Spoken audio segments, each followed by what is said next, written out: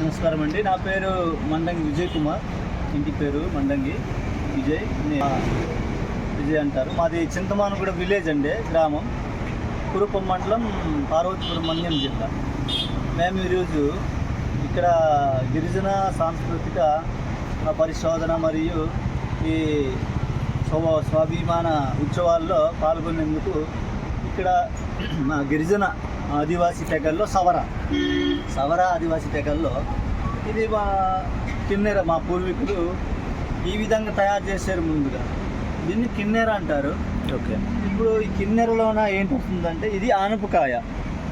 ఈ ఆనపకాయని బాగా ముదిరిన తర్వాత అది ఎండిన తర్వాత ఇవి కోసేసి సమాభాగంగా కోసేసి దానిపై కప్పు ఇది వేసేసి ఈ విధంగా అనమాట.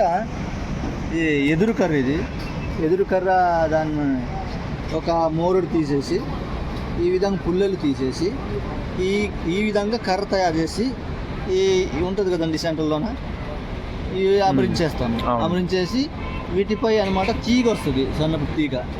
ఆ తీగ వస్తూ అలాగే చిన్న కర్రలు, సైజు కర్రలు దాని మీదుగా సరిగ్గా పెట్టేసి ఇది మైనం అంటారు.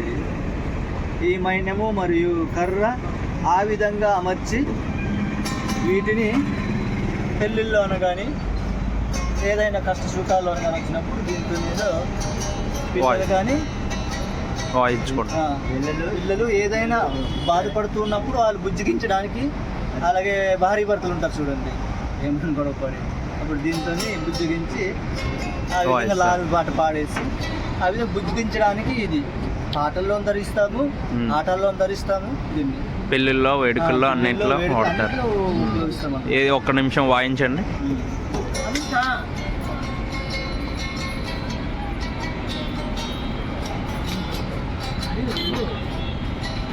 నెక్స్ట్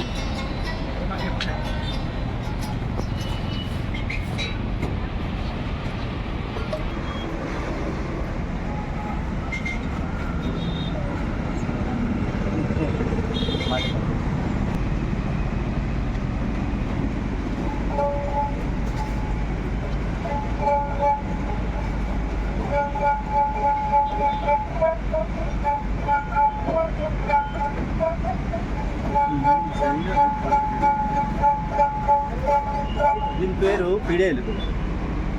పిడేలు అంటారు. ఇప్పుడు జీలిక చెట్టు ఉందా, ముందు ఇవి సెట్ చేసి ఈ ఎదురుకర్ర తాలూకు బద్ద తీస్తాం. ఎదురుకర్ర తాలూకు బద్ద తీసేసి ఆ తర్వాత జీలిక చెట్టు మీద దీని తీగ ఉంటుంది, కొమ్మల మీద తీగ ఉంటుంది. ఆ తీగ తీసేసి ఈ విధంగా సెట్ చేసేసి దీన్ని ఉపయోగించడం.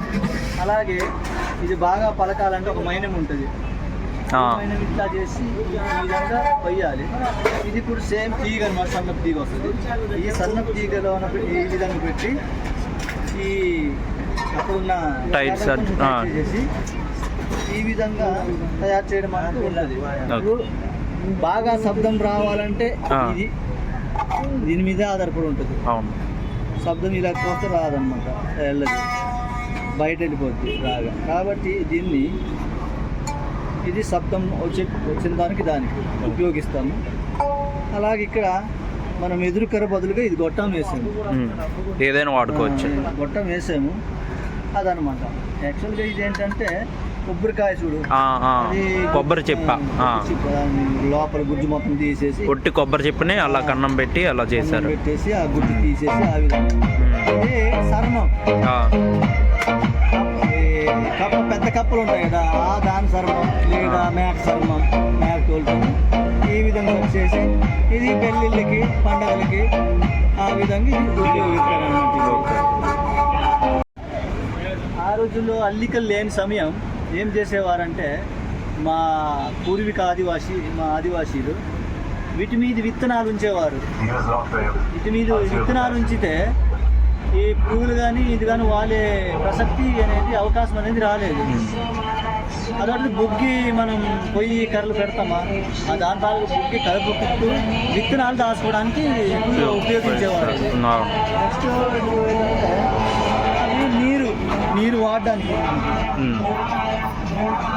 ఇది ఎక్కువగా నీరు బయటికి ఎప్పుడైనా వెళ్ళినప్పుడు తీసుకెళ్ళి పనికి వెళ్తాయి. వ్యవసాయం పనులు కానీ బయట పని కానీ అంటే ఇందులోనే ఫుల్ నీరు తీసుకెళ్ళేవారు. అవును. ఇది నీరుకి ఉపయోగించేవారు, ఇది విత్తనాలు దాయచ్చడం. ఇది ఆనపతుంబ. అలాగే పల్లెటూరులోను కానీ ఏజెన్సీలోను కానీ ఎక్కువ శాతం జీలక చెట్లు కానీ తాటి చెట్లు కానీ ఉంటాయి. తాటి చెట్లులోని ఇది ఉపయోగించడం, జీలక చెట్లులోను కానీ ఈత చెట్లులోను కానీ మా ఏరియా మా ప్రాంతం అయితే ఇది ఉపయోగిస్తారు. దీంతో తీస్తారు కళ్ళు, దీంతో తీసి చిన్న పుర్ర ఉంటుంది. ఆ విధంగా చూడు ఇది దీంట్లోనే వేసేసి అవి ఇలా తాగండి. ఇవి తాగడానికి, ఇవి కళ్ళు తీయడానికి ఆ విధంగా ధరిస్తారు. ఇవన్నీ ఆనపకాయ. ఆనపకాయే బాగా ఎండిపోయిన తర్వాత ఇలా గట్టిగా అయిపోతాయి. ఈ విధంగా కోసేసి అమరించేసి ఏం చేస్తాం అన్నమాట.